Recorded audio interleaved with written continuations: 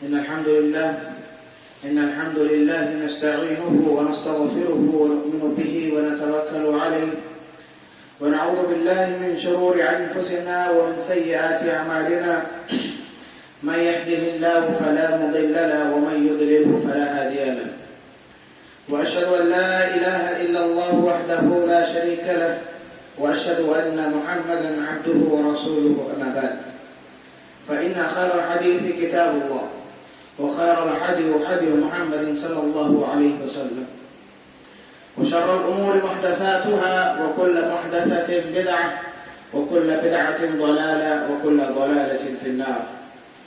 أعوذ بالله من الشيطان الرجيم. بسم الله الرحمن الرحيم.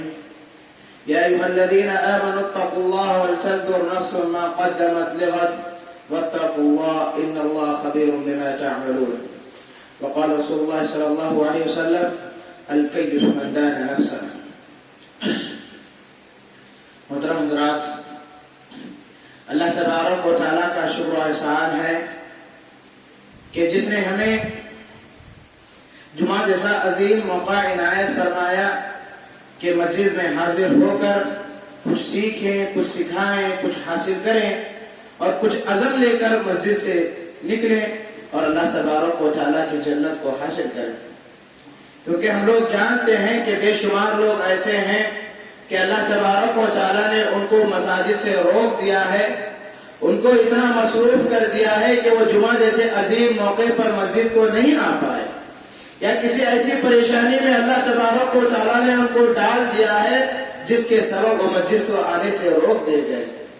اللہ تبارک و تعالیٰ کا شکر و احسان ہے کہ جس نے ہمیں مسجد کو آنے کا عظیم موقع عنایت فرمایا کہ یہاں بیٹھ کر کچھ سیکھیں، کچھ حاصل کریں اور اللہ کے دربار سے کچھ لیتے ہوئے جائیں. یہ اللہ تبارک و تعالیٰ کا عظیم احسان ہم پر ہے. اس احسان پر اللہ تبارک و تعالیٰ کا بہت بہت شکریہ ادا کرنا چاہیے. مگر ہم لوگ کیسے ہیں؟ اللہ تبارک و تعالیٰ نے انسانوں کو مختلف چیزیں نصیب عطا کی. رہنے کے لیے گھر عطا کیا، کھانے کے لیے کھانا عطا کیا، سانس لینے کے لیے آکسیجن عطا کیا. یعنی کہ دنیا میں موجود ہر چیز اللہ تبارک و تعالیٰ نے انسانوں کے لیے بنایا اور انسانوں کو اس کی عبادت کے لیے بنایا. مگر انسان اتنا غافل ہے کہ دنیا میں اتنا مشغول ہے کہ رمضان کا مہینہ گزرتے ہی مساجد کو بھول جاتے ہیں. بچے سوال کر رہے ہیں، مسجد کی دیواریں سوال کر رہی ہیں، بچے سوال کر رہے ہیں کہاں گئے وہ لوگ جو مسجد کی اگلی صفوں سے ہمیں پیچھے کیا کرتے تھے، کہاں گئے وہ لوگ جو مسجد میں ہمیں آنے سے روکا کرتے تھے. بچے سوال کر رہے ہیں کہاں گئے وہ لوگ جو مسجد میں شور آنے سے ہمیں ڈانٹا کرتے تھے. سارے لوگ مساجد سے غائب ہو گئے ہیں. کیوں؟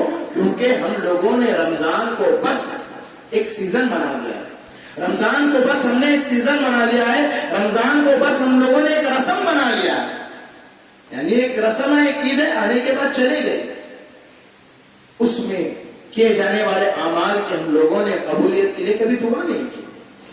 رمضان کا مہینہ گزرنے کے بعد ہم پر اور بھی بڑی ذمہ داری یہ عائد ہوتی ہے کہ اللہ کے دربار میں حاضر ہو کر اللہ سے دعا کریں کہ اللہ رمضان میں میں نے جو اعمال کیے ہیں ان اعمال کو قبول کر.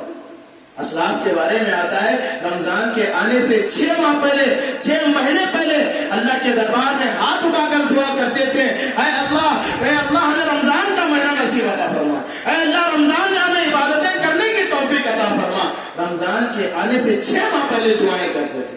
جب رمضان کا مہینہ گزرتا تھا تو 6 ماہ تک یہ دعائیں کرتے، اے اللہ رمضان کے مہینے میں میں نے جو قیام کیا ہے، جو صیام کیا ہے، جو روزے رکھے ہیں، جو صدقہ کیا ہے، جو بھی نیکی کے اعمال کیے ہیں، اے اللہ ان نیکی کے اعمال کو تو قبول کر. رمضان کے بعد 6 ماہ تک دعائیں کرتے تھے. مگر افسوس کی بات یہ ہے، ہمارا معاملہ یہ ہے، امت مسلمہ کا معاملہ یہ ہے، جیسے ہی رمضان کا مہینہ گزر جاتا ہے، عید کی نماز ہو جاتی ہے تو ظہر کی نماز میں بس گنے چنے لوگ موجود ہوتے ہیں. کیوں؟ یہ کیوں ہے؟ کیونکہ ہمارے دلوں میں اللہ کا خوف نہیں ہے، اللہ کا تقوی نہیں ہے. رمضان کا مقصد اللہ تبارک و تعالیٰ نے روزے کا مقصد بتاتے ہوئے قرآن میں کہا لعلکم تتقون،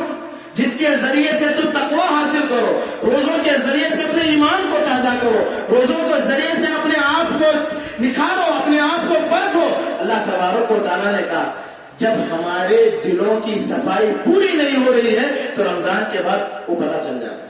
اگر رمضان کے بعد ہمارے اندر غفلت ہے, اگر رمضان کے بعد ہمارے اعمال میں سدھار نہیں آیا, ہماری زندگیوں میں سدھار نہیں آیا, رمضان کے بعد کے شوال کے مہینے کے 6 روزے ہم لوگوں نے نہیں رکھا ہے, تو سمجھ لیجئے کہ ہمارا رمضان صحیح طور پہ ادا نہیں ہوا.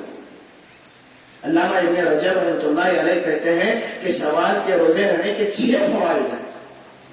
6 فائدے میں سے ایک فائدہ یہ بتایا انہوں نے کہ اگر کوئی شوال کے 6 روزے رکھتا ہے تو سمجھ لیجئے کہ رمضان کا مہینہ اس کا اچھا گزرا, کیونکہ رمضان کے مہینے کے اعمال کو اللہ تعالیٰ نے قبول کیا ہے, اللہ تعالیٰ نے پسند کیا ہے, اسی لیے اللہ تبارک و تعالیٰ نے ایک نئی عبادت کا موقع تمہیں عطا کیا, نئی عبادت کا موقع عطا کیا.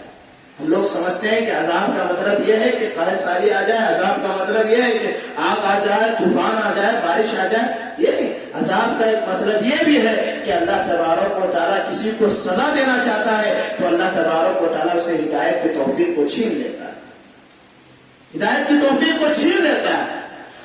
ہم لوگ سمجھتے ہیں کہ 5 وقت کی نماز اگر ہم لوگ نہیں پڑھ رہے ہیں, ہماری زندگیوں میں 5 وقت کی نماز نہیں ہو رہی ہے, ہم لوگ صحیح طور پر نماز ادا نہیں کر رہے ہیں, دن میں 3 وقت کی نماز 2 وقت کی نماز ہماری ہو رہی ہے, تو سمجھ لیجئے کہ اللہ تبارک و تعالیٰ ہم سے خوش نہیں ہے. اللہ تبارک و تعالیٰ کے عذاب ہم پر آ رہا ہے, سزا ہم پر ہو رہی ہے. کس لیے؟ کیونکہ اللہ تبارک و تعالیٰ اپنے دربار میں حاضر ہونے سے ہمیں روک رہا ہے. اللہ تبارک و تعالیٰ اپنے دربار میں حاضر ہونے سے ہمیں روک رہا ہے. اللہ نہیں چاہ رہا کہ یہ بندہ بار بار میرے دربار میں آئے, اسی لیے اللہ تبارک و تعالیٰ اپنے دربار سے اسے روک رہا ہے, اپنی نمازوں سے اسے روک رہا ہے. اسی لیے سورہ بقرہ کے پہلے رکوع کے آخری آیت میں اللہ تبارک و تعالیٰ نے کیا کہا؟ ختم اللہ علی قلوبہم وعلی سمعہم وعلی ابصارہم غشاوۃ. کیا کہا؟ ان کے دلوں پر مہر لگ جائے گا, ان کی آنکھوں پر مہر لگ جائے گا, ان کے کانوں پر مہر لگ جائے گا. اس کا مطلب کیا ہے؟ اس کا مطلب یہ ہے کہ وہ بہرے ہو جائیں گے, اندھے ہو جائیں گے؟ نہیں, اس کا مطلب یہ ہے کہ اللہ تبارک و تعالیٰ بتانا یہ چاہ رہے ہیں اس کے ذریعے کہ ان کے پاس دل تو ہوگا مگر سمجھنے کی صلاحیت نہیں ہوگی, ان کے پاس آنکھ تو ہوگی مگر وہ چیز نہیں دیکھ پائیں گے جو اللہ تبارک و تعالیٰ پسند کرتا ہے, ان کے پاس کان تو ہوں گے مگر کانوں سے وہ چیزیں نہیں سنیں گی جو اللہ تبارک و تعالیٰ کو پسند ہے, بلکہ ان کے کانوں سے گناہ ہوں گے, ان کی آنکھوں سے گناہ ہوگا, ان کے دل میں صحیح ہدایت اللہ تبارک و تعالیٰ کی نہیں آئے گی. کیوں؟ کیونکہ اللہ تبارک و تعالیٰ ان سے ہدایت کو چھین لیتا ہے, نیک اعمال کرنے کو چھین لیتا ہے. موجودہ دور میں جو حالات پیش ہو رہے ہیں, دنیا میں جو حالات پیش ہو رہے ہیں, اس کے ذمہ دار کون ہیں؟ اس کے ذمہ دار ہم لوگ ہیں. دوسروں کو ذمہ دار ٹھہرانا, دوسرے ذمہ داروں کو ذمہ دار ٹھہرانا, دوسرے لوگوں پر انگلی اٹھانے سے پہلے اپنے اعمال کو دیکھیے کہ ہمارے اعمال صحیح ہے, ہم لوگ جو کام کر رہے ہیں کیا وہ صحیح ہے, کیا ہم لوگ اللہ تبارک و تعالیٰ سے وفاداری کر رہے ہیں, کیا ہم لوگ اللہ تبارک و تعالیٰ کی فرمانبرداری کر رہے ہیں؟ نہیں. جبکہ ہم لوگ رمضان کے مہینے میں مکمل طور پر 1 مہینہ مکمل اعمال نہیں کر سکتے, کیا خاک ہم لوگ سال بھر اعمال کریں گے؟ کون ہے جو رمضان کے مہینے میں مکمل قیام کرتا ہے دل کے للہ یا خلوصیت کے ساتھ؟ کون ہے جو رمضان کے مہینے میں 5 وقت کی نماز پابندی سے پڑھتا ہے؟ کون ہے جو مکمل 30 روزے اللہ کے لیے رہتا ہے؟ بعض لوگ تو دوستوں کو دکھانے کے لیے رہے, بعض لوگ تو قیام اس لیے کہیں کہ لوگ یہ نہ کہیں کہ کیوں مسجد نہیں آئے. خوشی دلی کے ساتھ کسی نے نہیں کیا. اکثر لوگوں کا معاملہ ایسا ہے کہ خوش دلی سے نہیں کرتے. جب ہم لوگ رمضان کے مہینے کو مکمل نہیں کرتے تو کیا خاص ہم لوگ سال بھر اللہ تبارک و تعالیٰ کی عبادت کریں؟ کیوں یہ حالات؟ اس لیے کہ اللہ تبارک و تعالیٰ نہیں چاہ رہا کہ ہم اس کے دربار میں. تو ایسے حالات میں ہم لوگ کیا کریں؟ ایسے حالات میں ہم لوگ کیا کریں؟ ایک ہی طریقہ ہے کہ اللہ تبارک و تعالیٰ کی طرف رجوع کریں, اللہ تبارک و تعالیٰ کی طرف رجوع کریں.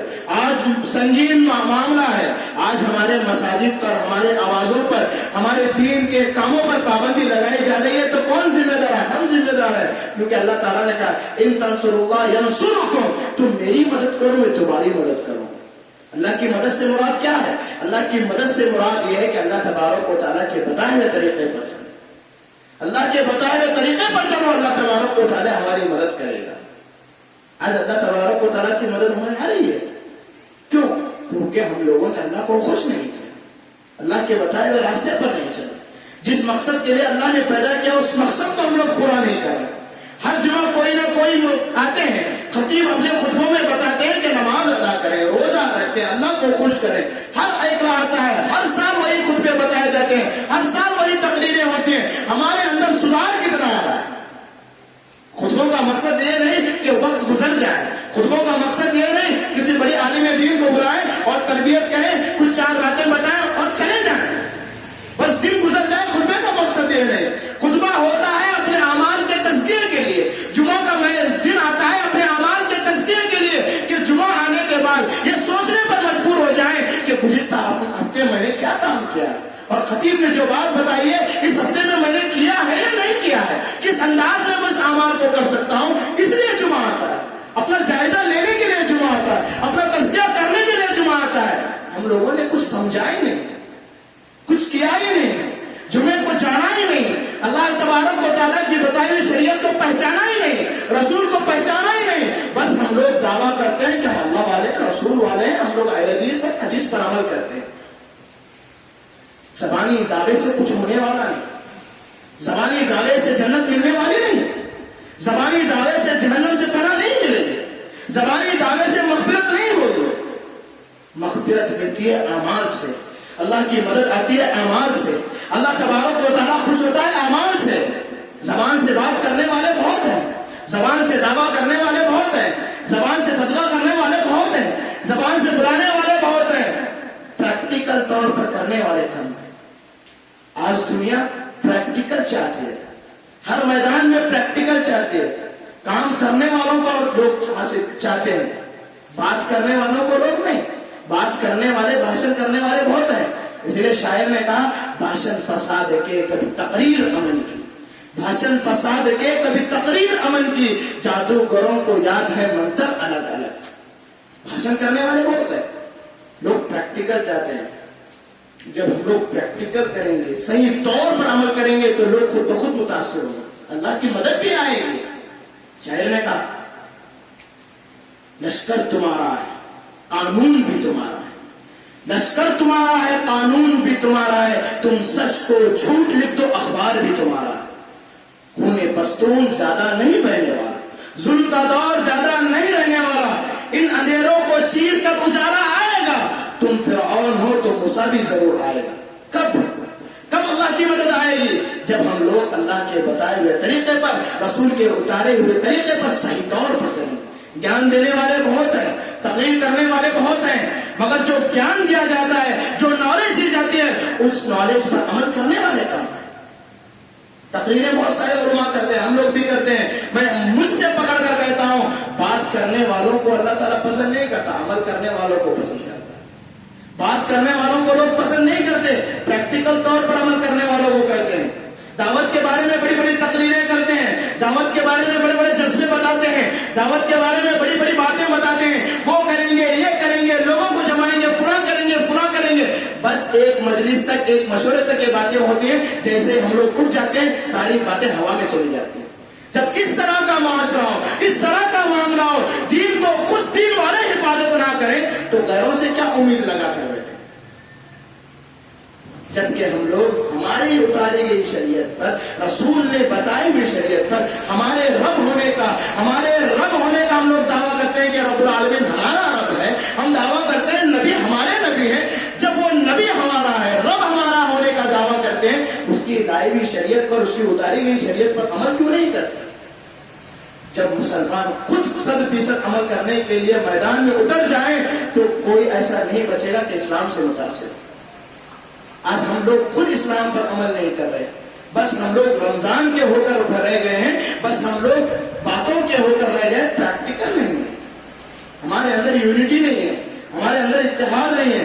हमारी बातों में झगड़े, हमारे फैसलों में झगड़े, हमारे मुआशरों में झगड़े, हमारे मशवरों में झगड़े, हमारे मसाजिद में झगड़े.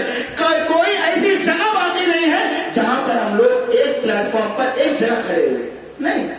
जब ये सारी चीजें होने लगी तो हमारे ऊपर जो लीडर मुसल्लत हो रहा है, जो हाकिम मुसल्लत हो रहा है, जो बादशाह आ रहे हैं, वो हमारे खिलाफ फैसले कर रहे हैं और हम लोग खामोश हैं. क्यों? क्योंकि हमारे पास यूनिटी नहीं है, हमारे पास एकता नहीं है. اسی لیے شاعر نے کہا چلتے ہیں دبے پیر کوئی جاگ نہ جائے، چلتے ہیں دبے پیر کوئی جاگ نہ جائے، غلامی کے اسیروں کے خاص ادا ہے، ہوتی نہیں جو قوم حق بات پہ ایک جا، اس قوم کا حاکم بھی فقط اس کی سزا ہے۔ جب ہم لوگ حق بات پر ایک نہیں ہو رہے، حق بات پر ایک نہیں ہو رہے، قرآن پر ایک نہیں ہو رہے، حدیث پر ایک نہیں ہو رہے، رسول کی بتائی ہوئی شریعت پر ایک نہیں ہو رہے، اللہ کی اتاری گئی شریعت پر ایک نہیں ہو رہے، ایک کتاب کو فالو نہیں کر رہے ہیں، جس کی وجہ سے اللہ تبارک و تعالیٰ ایسے حاکموں پر، ایسے لیڈروں کو ہم پر مسلط کر رہا ہے جو ہمارے اندر دراڑ پیدا کر رہے ہیں، ہمارے اندر بھوت ڈال رہے ہیں، ہم پر غلط فیصلے کر رہے ہیں، ہم پر قانونی طور پر ایسے ایسے قانون لا رہے ہیں جو ہماری شریعت کے خلاف ہے، مگر ہم لوگ خاموش ہیں۔ کیوں خاموش ہیں؟ کیونکہ ہمارے پاس یونٹی نہیں ہے، ایکتا نہیں ہے۔ کیوں نہیں ہے؟ کیونکہ ہم لوگ شریعت پر صحیح طور پر نہیں ہیں، شریعت پر صحیح طور پر ہے، شریعت پر ایک ہو جائیں، قرآن کے مطابق چلیں، رسول کے بتائی ہوئی شریعت کے مطابق چلیں، کوئی ہمارے درمیان ایسا نہیں رہے گا جو ہمارے خلاف ہے۔ جب یہ ساری چیزیں ختم ہو گئی، بس ہم لوگ رمضان کے ہو کر رہ گئے، بس ہم لوگ باتوں کے ہو کر رہ گئے، اس وقت اللہ تبارک و تعالیٰ کا عذاب ہم پر آ رہا ہے کہ ہم لوگ ایک نہیں ہو رہے۔ سنن نسائی کی حدیث ہے، غالباً عبداللہ بن عمر رضی اللہ تعالیٰ عنہ اور یہ حدیث ہے، انہوں نے کہا کہ 5 ایسے گناہ جو زمین پر ہونے لگ جائیں تو اللہ تبارک و تعالیٰ کیا کرے گا؟ دنیا میں ہی عذاب دے گا، دنیا میں ہی عذاب دے گا۔ اب اندازہ لگا لیجئے میں جو 5 گناہ بتانے جا رہا ہوں جو حدیث کی روشنی میں، وہ 5 گناہ کیا دنیا میں ہو رہے ہیں نہیں ہو رہے ہیں؟ یہ عذاب اللہ کا آ رہا ہے یا نہیں آ رہا ہے؟ خود اندازہ لگا لیجئے، ہم لوگ جائزہ لے لیں گے معاشرے کا، کیا ہو رہا ہے یا نہیں ہو رہا ہے۔ سب سے پہلے اللہ کے رسول صلی اللہ علیہ وسلم نے کہا کہ جب معاشرے میں زنا عام ہو جائے گا تو اللہ تبارک و تعالیٰ ان کے درمیان ایسی ایسی بیماریاں ڈال دے گا جو اس سے پہلے لوگوں نے وہ بیماریاں نہیں تھی۔ دیکھ لیجئے، سب سے پہلا جو گناہ بتایا کہ معاشرے میں جب زنا عام ہو جائے گا تو اللہ کا عذاب کیا آئے گا کہ ان کے درمیان ایسی بیماریاں ڈال دی جائیں گی جو اس سے پہلے لوگوں میں وہ بیماریاں نہیں تھی۔ تو میدانی سطح پر دیکھ لیجئے، رپورٹ کے مطابق دیکھ لیجئے کہ آئے دن کتنی بیماریاں آ رہی ہیں، کتنی بیماریاں آ رہی ہیں، مختلف غذاؤں کے ذریعے بیماریاں آ رہی ہیں، مختلف حالات کے ذریعے بیماریاں آ رہی ہیں، مختلف طریقوں سے بیماریاں آ رہی ہیں۔ تو یہ بیماریاں کیوں آ رہی ہیں؟ اس کی دوا کیا ہے؟ اس کی اصل دوا یہ ہے کہ معاشرے سے برائی کو ختم کرو، اللہ تعالیٰ بیماریوں کو ختم کرے۔ اصل دوا یہ ہے۔ ہم لوگوں نے اصل دوا کو چھوڑ کے، اللہ کے مساجد کو چھوڑ کے، شریعت کے چھوڑ کے ہم لوگ دوسری طرف دوائیں تلاش کرنے جا رہے ہیں، دوسری طرف علاج تلاش کرنے جا رہے ہیں۔ ایک گناہ۔ دوسرا گناہ، جب معاشرے میں لوگ ڈنڈی مارنے لگیں گے، جب معاشرے میں لوگ کانٹا مارنے لگیں گے تو اللہ کے رسول صلی اللہ علیہ وسلم نے کہا کہ اس پر ایسا عذاب آئے گا کہ اس کی اکنامکس ختم ہو جائے گی، یعنی کہ نوجوان بے روزگار ہو جائیں گے۔ تو جائزہ لے لیجئے کتنے نوجوان ایسے ہیں جو نوکریوں کی تلاش میں ہیں، کتنے نوجوان ایسے ہیں جو معاشی طور پر پریشان ہیں، کتنے گھرانے ایسے ہیں جنہیں کھانے کے ڈالے پڑے ہیں۔ جب نوجوانوں سے پوچھا جاتا ہے کہ شادی کیوں نہیں ہو رہی ہے تو ایک ہی جواب دیتے ہیں، مولانا نوکری ملی تو چھوکری ملتی۔ آج نوکریاں نہیں ہیں تو شادیاں بھی نہیں ہو رہی ہیں۔ زنا کیوں عام ہو رہا ہے؟ شادیاں نہیں ہو رہی ہیں۔ شادیاں کیوں نہیں ہو رہی ہیں؟ صحیح جوڑا نہیں مل رہا، کمانے والے لوگ نہیں مل رہے، نوکری کرنے والے لوگ نہیں مل رہے۔ مولانا میرا بیٹی میں نہیں پال سکتا، اس کا کیا پالوں؟ آج یہ سوال ہر ایک کے زمانے میں کیوں ہے؟ اس کا حل کیا ہے کہ معاشرے سے بیماری کو ختم کرو، کانٹا مارنے کو ختم کرو، اللہ تبارک و تعالیٰ کا عذاب بھی ختم ہو جائے۔ کیا یہ نہیں ہے چیز؟ کیا اکنامکس درست ہے؟ اگر اکنامکس درست ہوتی تو سری لنکا کی یہ حالت نہ ہوتی جو آج ہو رہی ہے۔ کھانے کے لالے پڑے ہیں، کھانے کے لیے ٹیبلٹ نہیں ہے، قریب میں وہاں کے پی ایم کے گھر کو جلایا گیا، بسوں کو جلایا جا رہا ہے، پیٹرول 900 روپے لیٹر ہو گیا ہے۔ اتنی اکنامکس گر رہی ہے تو اس کا ذمہ دار کون ہے؟ کون ہے؟ ہم لوگ ہیں۔ ہم لوگوں نے اللہ کو صحیح طور پر، اللہ کے اتاری شریعت پر عمل نہیں کیا۔ اللہ نے کہا کہ کاٹا مت مارو، پھر بھی کاٹا مارو۔ اور تیسرا گناہ کیا ہے کہ اللہ کے رسول صلی اللہ علیہ وسلم نے کہا کہ جب لوگ زکات دینے سے اپنے ہاتھوں کو روک لیں گے تو اللہ تبارک و تعالیٰ آسمان سے رحمتوں کو روک لے گا، آسمان سے رحمتوں کو روک لے گا۔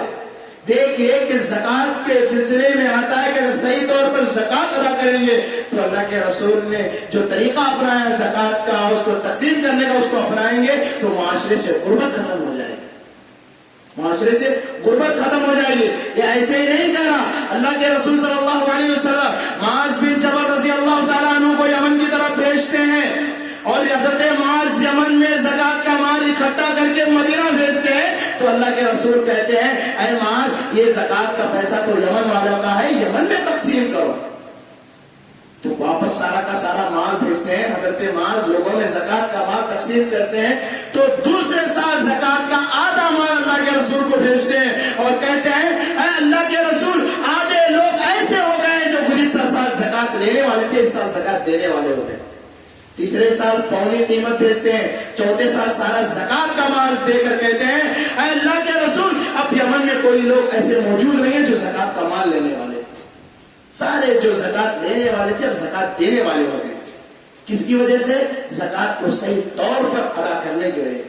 مگر معاشرے میں اچھا ہو رہا ہے، تین طرح کے لوگ پائے جا رہے ہیں، ایک وہ ہیں جو مکمل طور پر زکات ادا کر رہے ہیں، ایک وہ ہے جو زکات دینے میں ڈنڈی مار رہے ہیں، جتنا دینا ہے اتنا نہیں دے رہے، ایک گروہ اس سے بھی ڈینجر ہے، کیا ہے؟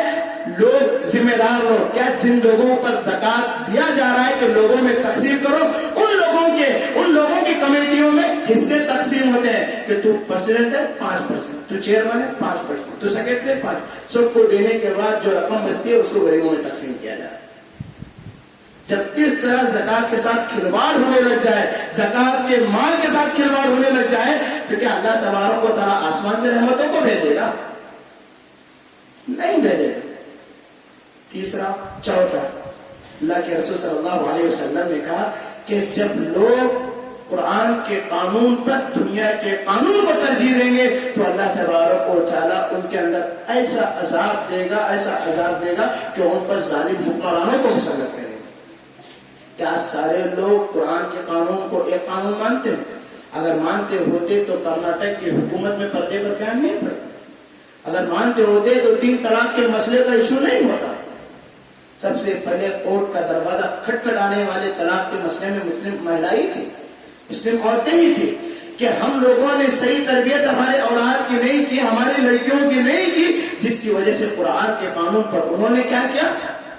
دنیا کے قانون کو ترجیح دی، دنیا کے قانون کو ترجیح۔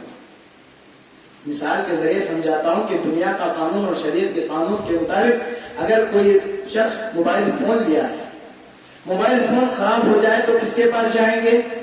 موبائل دکان میں جائیں گے نا۔ کیا موبائل لے جا کر مستری کو دے دیں گے؟ مستری کو دیں گے تو کیا کرے گا؟ موبائل کو لے کر صحیح کرے گا؟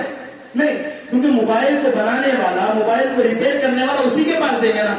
تو اسی طرح دنیا کو بنانے والا کون ہے؟ اللہ تبارک و تعالیٰ۔ انسان کو بنانے والا کون ہے؟ اللہ تبارک و تعالیٰ۔ دنیا کی ہر چیز کو بنانے والا کون ہے؟ اللہ تبارک و تعالیٰ۔ جب دنیا میں پریشانی آئے، جب دنیا میں کوئی حادثہ ہو جائے، جب دنیا کا نظام تھوڑا بہت خلل ملل ہو جائے تو کس کے پاس جائیں گے؟ اللہ کے پاس جائیں گے، یا دنیا میں رہنے والے ایسے قانون کے پاس جائیں گے جو خود انسانوں کا بنائے؟ جس چیز کو اللہ نے بنایا ہے، اللہ کو پتا ہے کہ اس چیز میں درست کرنے کا طریقہ کیا ہے۔ جس طرح موبائل خراب ہونے پر موبائل بنانے والے کے پاس جاتے ہیں، اسی طرح دنیا میں کچھ خراب ہو جائے، دنیا میں پریشانی آ جائے تو دنیا بنانے والے کے پاس جانا ہے نا۔ تو دنیا بنانے والے کے پاس ہم لوگ نہیں جا رہے ہیں تو یہ حالت اوپر ہو رہی ہے۔ اسی لیے ابوالکلام آزاد نے کہا جنگ کے بعد اگر کہیں سب سے زیادہ بے انصافی ہوتی ہے تو عدالتوں کے ایوانوں میں ہوتی ہے، مگر ہم لوگ اسی کا دروازہ کھٹکھٹاتے ہیں۔ شریعت کے دروازے کو ہم لوگوں نے ٹوٹلی بند کر دیا تو اللہ تعالیٰ ہم پر ظالم حکمرانوں کو مسلط کرا، ایسے ظالم حکمران جو قرآن کے خلاف فیصلہ کرا، ایسے ظالم حکمران جو شریعت کے خلاف فیصلہ کرا، اس کے ذمہ دار نہ چاہتے ہوئے بھی ہم لوگ ہیں۔ کیوں؟ کیونکہ ہم نے شریعت کو صحیح طور پر انٹروڈیوس نہیں کیا، شریعت کو صحیح طور پر ان کے سامنے نہیں بتایا، قانون کو صحیح طور پر نہیں بتایا۔ جب پردے کا مسئلہ ہوا تو اس کے اندر سب سے پہلے یہی بات بتائی گئی کہ اگر پردہ اسلام میں ضروری ہوتا تو ہر عورت پردہ کرتی، جس طرح کہ ہر سکھ پگڑی پہنتا ہے۔ ہم نے صحیح طور پر اسلام کو انٹروڈیوس نہیں کیا، صحیح طور پر شریعت کو نہیں بتایا، جس کی وجہ سے یہ حالت ہو رہی۔ کیوں؟ کیونکہ ہم لوگ صحیح طور پر ہم لوگ ہی نہیں جانتے کہ شریعت کیا ہے۔ بتائیں گے کب؟ جب خود جانیں گے۔ جب ہم لوگ خود نہیں جانتے کہ کیا ہے اس سے پہلے پردے کا مسئلہ آنے سے پہلے کسی کو بھی پتا نہیں تھا کہ قرآن میں پردے کی آیت بھی ہے. اکثر لوگوں کو نہیں پتا. کیوں؟ کیونکہ ہم لوگ خود شریعت سے غافل ہیں, خود تاریخ سے غافل ہیں, خود ہماری ہسٹری سے غافل ہیں, خود ہماری اتاری گئی شریعت سے غافل ہیں. تو دوسروں کو کیا بتائیں گے, دوسروں سے کیا امید رکھیں گے؟ اسی لیے جب سونے نے لوہے سے پوچھا, جب مجھے پٹویا جاتا ہے تو میں آواز نہیں کرتا, جب لوہے تجھ کو مارا جاتا ہے تو اتنا آواز کیوں آتا ہے؟ کیونکہ سونے کو مارنے پر آواز نہیں آتی, لوہے کو مارنے پر آواز بہت آتی ہے. تو سونے نے لوہے سے پوچھا کہ اتنا کیوں چیختا ہے جبکہ میں نہیں چیختا؟ تو سونے نے کہا, لوہے نے کہا, تجھ کو مارنے والا پرایا ہوتا ہے, مجھ کو مارنے والا اپنا ہوتا ہے تو تکلیف زیادہ ہوتی ہے. کیوں؟ جس ہتھوڑی سے مارا جاتا ہے وہ ہتھوڑی بھی لوہے کی ہوتی ہے اور مارا جاتا ہے لوہے پر. وہی ہتھوڑی لے کر سونے کو مارتے ہیں تو سونا کہتا ہے کہ مجھ کو مارنے والا تو پرایا ہے, تجھ کو مارنے والا تو اپنا ہے. جب اپنوں سے جب یہ بات آتی ہے تو تکلیف بہت ہوتی ہے. یہ کیوں ہے؟ اس کی ذمہ دار ہم لوگ ہیں کہ ہم لوگوں نے شریعت کو صحیح طور پر انٹروڈیوس نہیں کیا. پانچویں چیز, پانچواں گناہ جو شریعت دنیا میں ہونے لگ جائے تو اللہ تبارک و تعالیٰ کا عذاب آئے گا. وہ یہ کہ ہر لوگ اپنی کتاب کو, اپنے امام کو شریعت پر ترجیح دیں گے تو اللہ تعالیٰ کا عذاب یہ آئے گا کہ اللہ تبارک و تعالیٰ ان کی یونٹی کو, ان کے اتحاد کو پارا پارا کر دیں گے. تو دیکھ لیجیے آج ہر مسجد والے اپنے امام کو مانتے ہیں, شریعت کو نہیں. ہر مصلی, ہر لوگ اپنے امام کو مانتے ہیں, اپنی کتاب کو مانتے ہیں, مگر قرآن کو ماننے کے لیے کوئی تیار نہیں, رسول کو ماننے کے لیے تیار نہیں. جب یہ حالات ہونے لگے تو اللہ کا عذاب یہ آیا کہ اللہ تعالیٰ نے ہماری یونٹی کو ختم کر دیا, ہمارے اتحاد کو ختم کر دیا. اب سارے لوگوں کا ایک سوال رہے گا ان 5 گناہوں کی وجہ سے, ہمارے مسجد میں تو اچھا ہے, ہمارے لوگ تو ایک ہیں, ہمارے معاشرے میں تو یہ سارے گناہ نہیں ہیں, ہم پر یہ عذاب کیوں؟ تو اس کا جواب اتنا ہی ہے کہ گیہوں کے ساتھ گل بھی پیسا جاتا ہے, گیہوں کے ساتھ گل بھی پیسا جاتا ہے. اس کو دلیل کے ذریعے اس طرح بتاتا ہوں. بنی اسرائیل کی روایت ہے کہ اللہ کے رسول صلی اللہ علیہ وسلم نے فرمایا کہ بنی اسرائیل میں 3 طرح کے گروہ تھے. ایک گروہ ہوتا کہ ہفتے کے دن شکار مت کرو, جب موسیٰ علیہ السلام نے کہا کہ ہفتے کے دن شکار نہ کرو, تو ایک گروہ ہوتا کہ وہ جمعے کی رات میں جال کو ڈال دیا کرتے تھے اور اتوار کی صبح میں اٹھا لیا کرتے تھے, یعنی کہ اللہ تعالیٰ کے بتائے قانون کے خلاف جایا کرتے.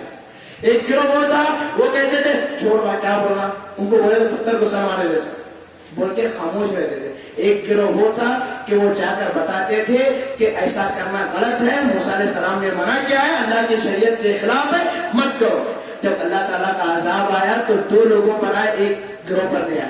کس پر آیا؟ جو لوگ جال ڈالا کرتے تھے ان پر بھی عذاب آیا, اور جو لوگ خاموش بیٹھا کرتے تھے کہ کون دیوار کو سر مارے گا, ان پر بھی عذاب آیا. کن پر عذاب نہیں آیا؟ جو لوگ جا کر بتاتے تھے کہ یہ چیز کرنا غلط ہے, اللہ تعالیٰ نے ان پر عذاب نہیں دیا. تو دیکھ لیجئے جو برائیاں پھیل رہی ہے, کیا ہم لوگ ان برائیوں کو روک رہے ہیں؟ کیا ہم لوگ ہمارے بھائیوں کو اسلام کی طرف بلا رہے ہیں؟ غیر مسلم کو تو چھوڑیے, جن لوگوں کی ہم لوگ چائے پیا کرتے ہیں, جن لوگوں کا ہم لوگ ناشتہ کیا کرتے ہیں, جن لوگوں کی دعوتوں کو, جن لوگوں کے فنکشنوں کو اٹینڈ کرتے ہیں, ان لوگوں کو بتانے کے لیے ہمارے پاس ہمت نہیں ہے. کیوں؟ ڈرتے ہیں کہیں چاپ کرنا ہو جائے, کہیں فنکشن کو بلانا نہ ختم کرے. خود ہمارے ساتھ بیٹھنے اٹھنے والے دوستوں کو ہم نے بتا دیا. جب ہم لوگ 5 لوگ بیٹھتے ہیں, دوست حضرات بیٹھتے ہیں تو اذان ہوتی ہے تو خاموشی سے نماز پڑھ کر آتے ہیں, 4 لوگوں کو نہیں بتاتے کہ نماز چل رہی ہے. جب ہم لوگ اپنوں کو نہیں سدھار سکے تو غیروں سے کیا امید رکھتے ہیں؟ شریعت پر جب ہم اپنوں کو نہیں بتا سکتے, اپنے والد کو بچہ نہیں بول سکتا کہ اپنا نماز چلو, بچہ بیٹوں کو نہیں بول سکتا کہ بیٹے چل نماز چل. آج یہ حالت مسلم گھرانوں کی ہو گئی ہے تو غیروں سے کیا امید لگائیں, غیروں میں کیا دعوت کا کام کریں؟ جب ایسا رہے گا کہ اللہ کا عذاب نہیں آئے گا, پھر بھی ہم لوگ امید لگاتے ہیں اللہ تیری مدد کب آئے گی. اللہ تعالیٰ نے ساری چیزیں بتا دی کہ اس کی مدد کب آئے گی, اس کی مدد کب آئے گی. اللہ تعالیٰ نے ساری چیزیں کھول کے بتا دی, کوئی بھی چیز پوشیدہ طور پر نہیں رکھی, ہر چیز کو واضح کر کے بیان کر دیا ہے. پھر بھی ہم لوگ اتنے غافل ہیں, ہم لوگ ساری چیزیں جانتے ہیں. ہر جمعہ میں وہی چیزیں بتائی جاتی ہیں, الگ الگ انداز سے بتائی جاتی ہیں, الگ الگ طریقے سے بتائی جاتی ہیں, الگ الگ چہرے والے لوگ آ کر بتاتے ہیں, الگ الگ طریقے سے بتاتے ہیں. مگر ان طریقوں پر, ان چیزوں پر ہم لوگ فالو کر رہے ہیں, عمل کر رہے ہیں. بس ہم لوگ جمعہ کو ایک رسم کے طور پر آتے ہیں, جمعہ کا دن آدھا گھنٹہ مسجد میں بیٹھنے چلے جاتے ہیں, کچھ سیکھنے کے لیے نہیں آتے. سال میں 50 پر 2 جمعہ ہوتے ہیں، 52 50 پر 2 جمعہ ہوتے ہیں. اگر صحیح طور پر ان 50 پر 2 جمعوں کا فائدہ اٹھائیں، صحیح طور پر انسان ہر جمعہ سے ایک ایک عمل کرنے لگ جائے تو سال میں 50 پر 2 طرح کے نئے نئے اعمال کر سکتا ہے. دوبارہ پروگراموں کرنے کی ضرورت نہیں پڑے گی، اتوار کا پروگرام بڑے بڑے جلسے کرنے کی ضرورت نہیں پڑے گی اگر صحیح طور پر 50 پر 2 جمعوں سے فائدہ اٹھا لے. مگر ہماری قوم اتنی سوئی ہوئی ہے، اتنی سوئی ہوئی ہے، معافی کے ساتھ میں اپنے ساتھ کہتا ہوں، ہم لوگ اتنے سوئے ہوئے ہیں، اتنے گم ہیں، اتنے ہمارے ابھی بھی ہوشیار ہونے کے لیے تیار نہیں ہے کہ 50 پر 2 جمعہ کے علاوہ 50 پر 2 پروگرام بھی ہوتے ہیں، پھر بھی ہماری وہ حالت وہی ہے جو پہلے تھی. کیوں؟ کیونکہ ہمارا زمین مر گیا ہے، ہمارا زمین مر گیا. ہمیں احساس نہیں ہے کہ ہم لوگ کیا کر رہے ہیں، ہمیں احساس نہیں ہے ہمارے اعمال کیا ہو رہے ہیں، ہمیں احساس نہیں ہے جو کام ہم لوگ کر رہے ہیں کیا صحیح ہے یا غلط ہے. کیوں؟ کیونکہ ہم نے ہمارے بچوں کو قرآن پڑھایا ہی نہیں، حدیث پڑھائی ہی نہیں. جب انگریزوں کو مصیبت ہونے لگی مسلمانوں سے تو انہوں نے خط لکھا اور کہا کہ ہم مسلمان بہت تکلیف کر رہے ہیں. تو وہاں سے جواب آتا ہے کہ دیکھیے کہ ان کے بچے کیا کر رہے ہیں، ان کے بچے کیا کر رہے ہیں. تو یہاں سے جواب جاتا ہے ان کے بچے قرآن کو چھوڑ کر، شریعت کو چھوڑ کر انگریزی اسکول میں انگریزی پڑھ رہے ہیں. تو کہتے ہیں کہ ان حالات کو برداشت کر لو، آنے والی نسل ہماری غلام بننے والی ہے، آنے والی نسل ہماری غلام بننے والی. دیکھ لیجئے ہے ہم مسلمان مگر ہمارا دل، ہمارا جسم غیروں کے ہاتھوں میں، ہمارا فیوچر غیروں کے ہاتھوں میں. کیوں؟ کیونکہ ہم لوگ انگریز زبان پڑھ کے انگریز کے ہو گئے، اسی کلچر کے ہو گئے، انہی کے طریقوں پر ہو گئے. رسول کی بتائی ہوئی داڑھی ہمیں اچھی نہیں لگی، رسول کی بتائی ہوئی داڑھی جو رسول کے چہرے کو مبارک بناتی تھی وہ داڑھی ہمیں پسند نہیں آ رہی انگریزی کلچر کی وجہ سے. ٹکنے کے اوپر پینٹ رکھو بولے تو کوئی نہیں رکھا، جیسے ہی فیشن آ گیا کہ ٹکنے کے اوپر پینٹ رکھنا فیشن ہے تو سب لوگ رکھنے لگے، مگر رسول نے بتایا تو کسی نے نہیں رکھا. آج ہم لوگ غیروں کے تابع ہو گئے ہیں، اتنا ہم لوگ غیروں کے تابع ہو گئے ہیں کہ ہم لوگ ان کے لیے مر مٹنے کے لیے تیار ہیں، شریعت پر اتارے گئے رسول کے لیے مر مٹنے کے لیے تیار ہیں. کیوں؟ کیونکہ ہم نے صحیح تربیت اولاد کی نہیں کی، صحیح اسلام ہم نے نہیں بتایا. پھر بھی ہم لوگ دعویٰ کرتے ہیں کہ ہم لوگ مسلمان ہیں. کیا ہم لوگ مسلمان ہیں؟ نام سے عبداللہ عبدالرحمان رکھنے سے کوئی مسلمان نہیں ہوتا. مسلمان تب ہوتا ہے جب وہ رسول کے بتائے ہوئے اللہ کی اتاری ہوئی شریعت پر عمل کرے، تب وہ مسلمان. تو بہرحال جو حالات اب ہو رہے ہیں، جو پریشانیاں آ رہی ہیں، ان کا ایک ہی حل ہے، وہ اللہ کا دربار ہے. اللہ کا دربار. جس طرح ہم لوگوں نے رمضان کے مہینے میں عمل کیا اسی طرح عمل کرنے لگ جائیں تو انشاءاللہ اللہ کی مدد آئے گی. کوئی بھی ہم پر انگلی اٹھانے والا نہیں ہوگا، کوئی بھی ہمارے خلاف جانے والا نہیں ہوگا. کیونکہ ہم لوگ جانتے ہیں کہ جتنے ہمارے خلاف لوگ ہیں اس سے بھی زیادہ لوگ ہمارے ماتحت ہیں، اس سے بھی زیادہ ہمارے لوگ ماتحت. ہر شخص تشدد پسند نہیں ہوتا، ہر شخص مسلمانوں کے خلاف نہیں ہے. جتنے لوگ خلاف ہم لوگ سمجھ رہے ہیں اس سے زیادہ لوگ ہمارے ساتھ ہیں، اس سے بھی زیادہ. ہر غیر مسلم دشمن نہیں ہے، ہر ایک اچھا ہے، ہر شخص اچھا ہے. بس بعض لوگوں نے اور بعض لوگوں کی تقریروں کی وجہ سے ان کا مائنڈ خراب ہو رہا ہے. ان کے مائنڈ کو درست کرنا ہماری ذمہ داری ہے. کیونکہ اللہ کے رسول صلی اللہ علیہ وسلم نے کیا کہا؟ ہمیں خیر امت کہا. خیر امت کیوں کہا؟ کیونکہ ہم لوگ دعوت کا کام کرتے ہیں، اپنے بھائیوں کو جنت میں لے جانا چاہتے ہیں. تو ہم لوگ نوجوان ہیں تو اسکول جا رہے ہیں، کالج جا رہے ہیں، تو اپنے دوستوں کو اپنے طریقے سے، اپنے اخلاق سے بتائیں. اگر ہم بھی ان کے رنگ میں رنگ جائیں تو ہمیں اور ان میں فرق نہیں رہے گا. جا رہے ہیں ہمارے ساتھ غیر مسلموں کا اٹھنا بیٹھنا ہے تو ان بھائیوں کو اپنے اخلاق سے متاثر کریں. کیونکہ اگر سب سے بڑا ہتھیار اگر کچھ ہے وہ اخلاق ہے. اخلاق ہے. نفرت اور اخلاق کی جنگ میں اخلاق نے فلا پائی ہے، ہمیشہ نفرت نے شکست پائے. جتنے ہمارے ساتھ نفرتیں ہوں گی، جتنے ہمارے خلاف فیصلے ہوں گے، جتنے ہمارے خلاف لوگ اٹھیں گے، اتنا ہی ہم لوگوں کو محبت دینا ہے، اتنا ہی ہم لوگوں کو الفت دینا ہے، اتنا ہی ہم لوگوں کو ان کے ساتھ مل جل کر رہنا ہے، اتنا ہی ہم لوگ ان کے ساتھ مدد کریں گے، ان کے ساتھ رہیں گے، ان کے ساتھ اچھائی سے معاملہ کریں گے. تو یاد رکھیے ہمیشہ محبت اور نفرت کی جنگ میں ہمیشہ محبت نے فلاح پائی ہے، ہمیشہ محبت کامیاب ہوئی ہے. اسی لیے ہم لوگوں کو ان لوگوں کو محبت دینا ہے، ان لوگوں کو الفت دینا ہے، ان لوگوں تک دین کی بات بتانا ہے. کیونکہ کوئی بھی رسول، کوئی بھی نبی اور کوئی بھی نیک آدمی اور کوئی بھی امام اچھے ماحول میں دعوت کا کام نہیں کیا. नूह अलैहिस्सलाम आए, 950 साल काम किए। इब्राहिम अलैहिस्सलाम आए, उनको आग में डाला गया, बाप खिलाफ हुए, बादशाह खिलाफ, गांव से निकाला गया।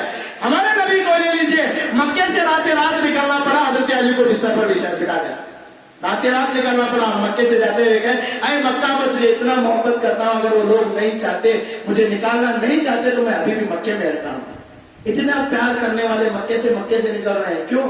अल्लाह की इजाजत। मगर जाने के बाद अल्लाह के रसूल ने क्या छोड़ दिया? फिर भी जब मक्के में काहिर साली आई तो दुआ क्या? अल्लाह इस काहिर साली को खत्म कर। अल्लाह के रसूल ने मोहब्बत दी, इब्राहिम अलैहिस्सलाम ने मोहब्बत दी, नूह अलैहिस्सलाम ने मोहब्बत दी, और शरीयत भी कहती है मोहब्बत दो। क्या कहता है? इदफा बिल्लती हिय अहसन। अगर सामने से हमारे साथ गलत रवैया हो, सामने से हमारे खिलाफ गलत तरीका अपनाए, सामने वाले लोग हमारे खिलाफ नफरत अपनाए, तो अल्लाह के रसूल ने और अल्लाह तबारक व तआला ने कुरान में कहा, इदफा बिल्लती हिय अहसन। उनके आने वाले गलत तरीकों को, उनके आने वाली नफरतों को, उनके आने वाले हथियारों को अल्लाह ताला ने कहा अच्छे तरीके से डिफेंस करो, अच्छा तरीका अपनाओ। अल्लाह ताला ने अच्छा तरीका अपनाने के लिए कहा। वो लोग मारने लगे तो हम लोग मोहब्बत दे, वो लोग नफरतें करने लगे तो हमें मोहब्बत देना। जब ये तरीका अपनाए हैं तो कौन सा वो पत्थर का दिल है जो मुंह नहीं बनेगा? पत्थर पर भी कंटिन्यू पानी पड़ने लग जाए तो सुराख पड़ जाता है। तो हम लोग कंटिन्यू मेहनत करें तो क्यों नहीं बदल सकता?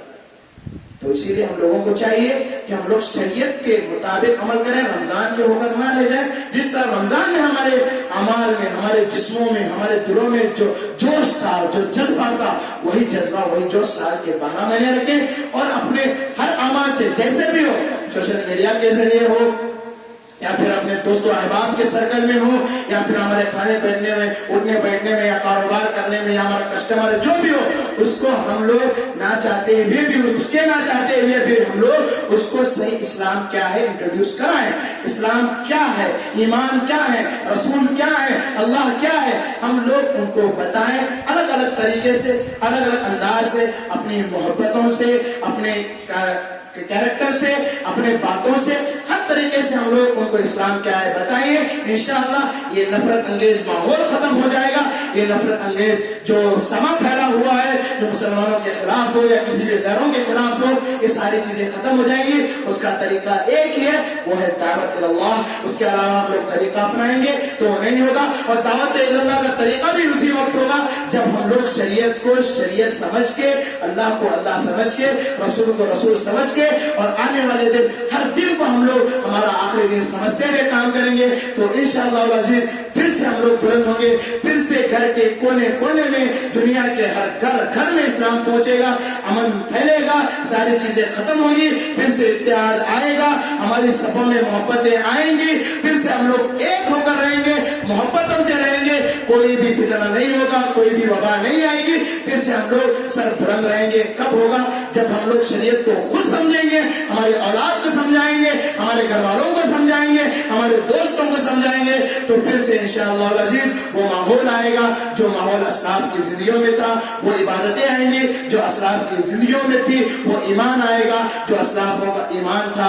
इंशाअल्लाह अल्लाह तबारक व तआला से दुआ है कि अल्लाह तबारक व तआला हम तमाम लोगों को नेक अमाल करने की तौफीक अता फरमाए। अल्लाह तबारक व तआला जुमा के दिन को सही तौर पर इस्तेमाल करने को अल्लाह तबारक व तआला हमें तौफीक अता फरमाए। अल्लाह तबारक व तआला जो परेशानियां, जो मुसीबतें आज उम्मत मुस्लिमा पर आ रही हैं, अल्लाह तबारक व तआला सारी परेशानियों और सारी मुसीबतों को दूर कर दे। अल्लाह तबारक व तआला हम लोगों के जो भी मसाइल हैं, जो भी परेशानियां हैं और जो भी पर्सनल मैटर है, अल्लाह तबारक व तआला उन सारे तरीकों को अल्लाह तबारक व तआला आसानी से हल फरमा।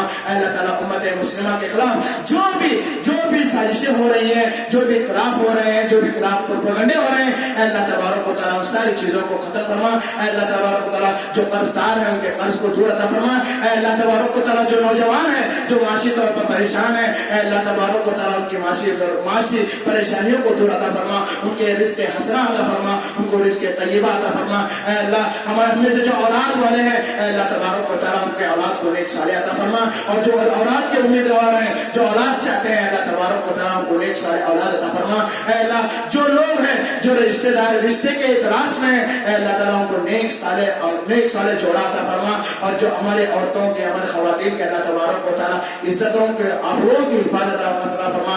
اے اللہ امت مسلمہ کے تمام مسائل کو عطا فرما, حل عطا فرما. اے اللہ تبارک و تعالیٰ ہمیں ہر وہ کام کرنے کی توفیق دے جس سے جنت الفردوس ملے, اور ان کاموں سے بچائے جس سے عذاب جہنم ہمیں نصیب عطا فرما نصیب ہو. آمین. وقولی قولی هذا استغفر لي ولكم لسائر المسلمين والمسلمات, والسلام علیکم ورحمۃ اللہ وبرکاتہ.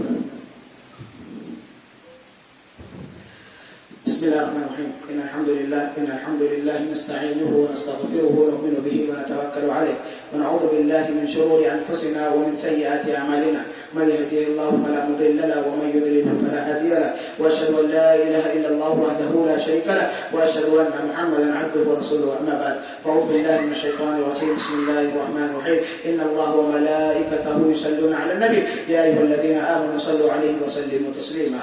اللهم صل على محمد وعلى آل محمد كما صليت على إبراهيم وعلى آل إبراهيم إنك حميد مجيد. اللهم بارك على محمد وعلى آل محمد كما باركت على إبراهيم وعلى آل إبراهيم إنك حميد مجيد. إن الله يأمر بالعدل والإحسان وإيتاء ذي القربى وينهى عن الفحشاء والمنكر والبغي يعظكم لعلكم تذكرون. اذكروا الله يذكركم ولا يستجب لكم إن الله تعالى على جل وتم ونبر. السلام عليكم.